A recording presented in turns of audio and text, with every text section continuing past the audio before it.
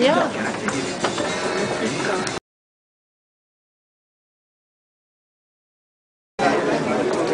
Jadi ini barang berat, jadi you orang mesti perempuan susah mau angkat. Kita mau naik atas sekarang, kita mungkin kita mau jumpa sama dia cakap mau kasih ampau rumah kita.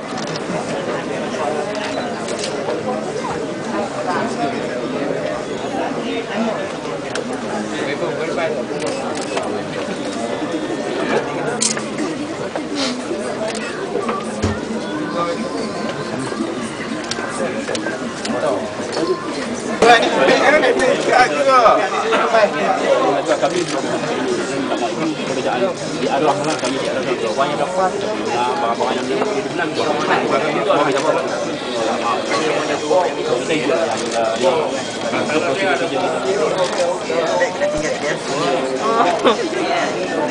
Dia telefon baik baik.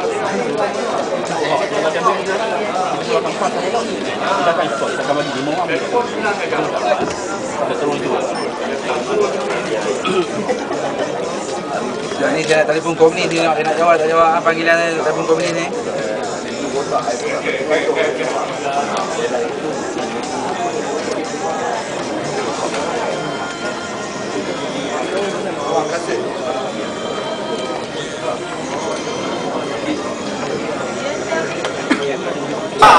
Kita duduk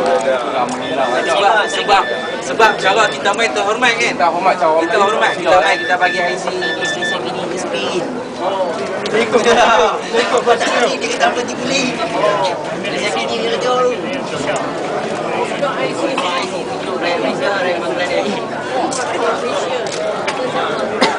Dan kita nak tu lah, saya beritahu. Jadi siapa yang ikat ni saya minta security lah, kepala security sini tolong buat macam mana untuk kami hasrat kami tercapai. Kami nak jumpa dia, nak bagi juga dia ni.